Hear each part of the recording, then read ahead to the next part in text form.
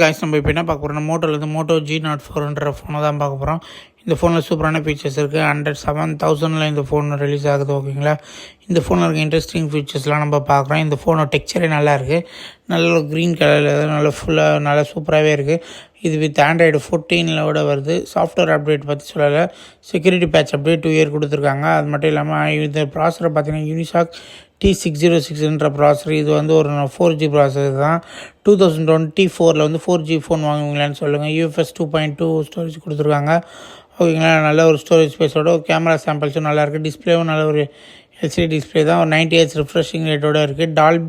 டைப்-C போர்ட்லாம் இருக்குது. Dolby ஆட்டோமா speaker கொடுத்துருக்காங்க. பேக்கில் பார்த்தீங்கன்னா 16 மெகா பிக்சல் கேமரா கொடுத்துருக்காங்க. கேமரா சாம்பிள்ஸ்லாம் கொஞ்சம் டீசெண்டாக இருக்குது. அப்புறம் பார்த்தீங்கன்னா சைடு மவுண்டர் ஃபிங்கர் பிரிண்ட் தான் இருக்குது.